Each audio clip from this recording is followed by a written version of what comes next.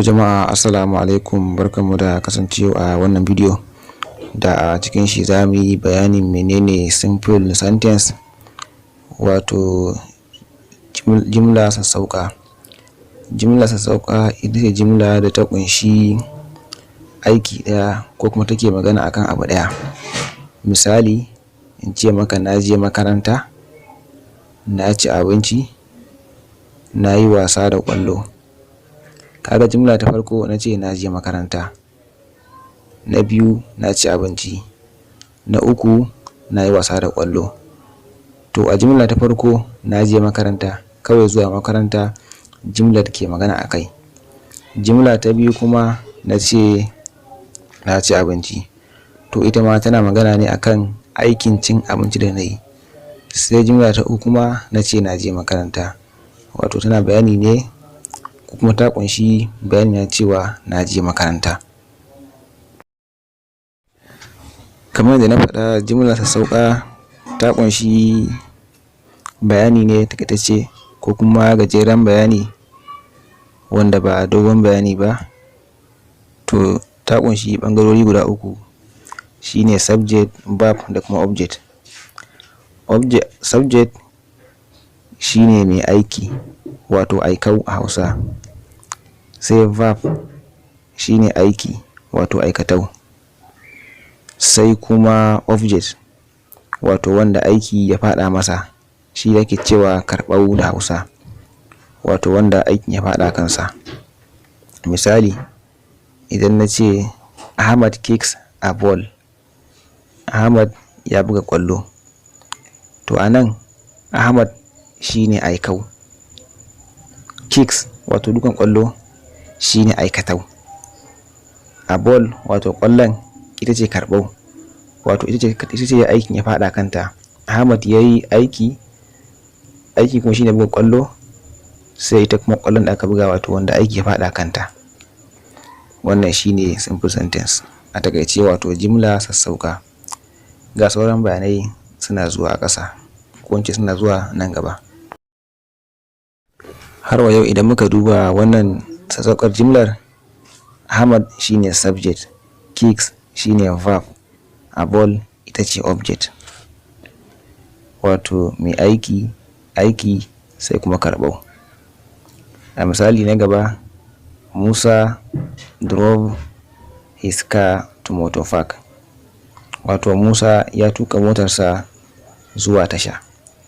Kaga anan Musa shine subject, drove tuƙin mota shine aiki, his car mota ita ce aiki ya faɗa kanta. Kenan Musa shine aikau, drove shine aiki, sai mota ita ce object wanda aiki ya faɗa kanta. Musa drove his car to motor park.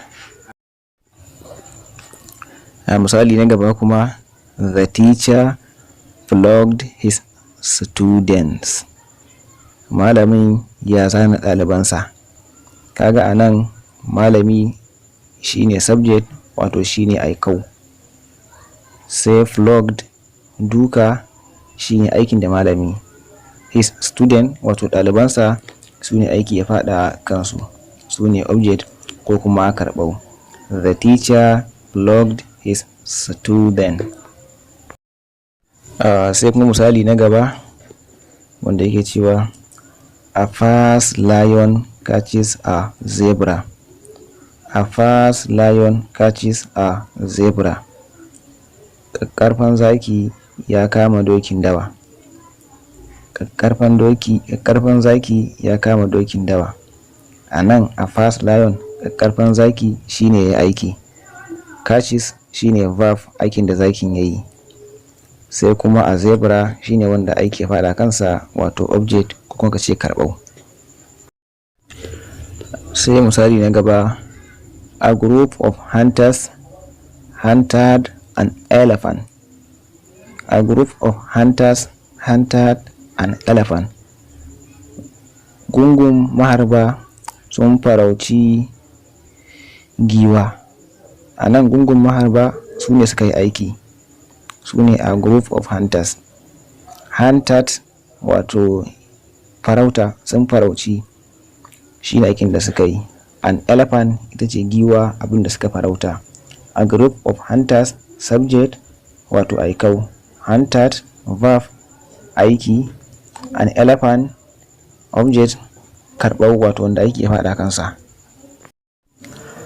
Misali na gaba kuma yake cewa Fatima cooked rice yesterday. Fatima cooked rice yesterday. Fatima ta dafa shinkafa jiya. Kaga anan Fatima ita ce aikau, cook girki shine aiki, rice ita ce abin da aiki ya faɗa mata wato shinkafa ita ce object.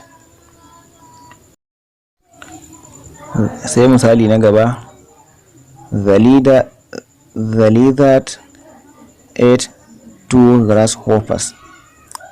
The lizard ate 2 grasshoppers. Kadangaren ya cinye fara guda 2. Kaga anan lizard kadangare shine aiki, ate shine aikin da yi, sai kuma 2 grasshoppers wato fari guda 2 sune aiki ya faɗa kansu. The policeman arrests the criminals. The policeman arrests the criminal. Dan sandan ya tsare masu laifin. Dan sandan ya tsare masu laifin. Anan kuma dan sanda the policeman shine aiki, arrest tsarewa shine aikin da aka yi. The criminals wato masu laifi, the criminals masu laifi sune aiki ya faɗa kansu, sune object. Sai kuma misali na ƙarshe, Suleiman understands English lesson. Suleiman understands English lesson. Ma'ana Suleiman yana fahimtar darasin Turanci. Wannan misali na ƙarshe na san ko da ban yi bayanin su ba, inda mai kallo ya fahimci, ya duba misalai da ke sama da suka zo a farko, ina sa ran zai iya ciro subject a ciki, kuma ya ciro verb, sannan kuma ya ciro object, wato zai iya ciro aikau da aiki da kuma wanda ya karba aiki. Da fatan ana fahimta ko kuma ana jin daɗin bidiyo da ake karanta ake kallo ake gani a shafin nan.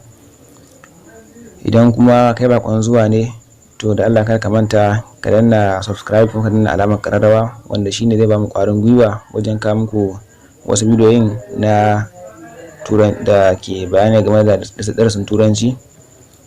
Kuma kana iya danna sharing domin abokanka masu gani su karanta, su ga bidiyon su amfana. Mun gode, sai mu haɗa wani bidiyon. Huta lafiya.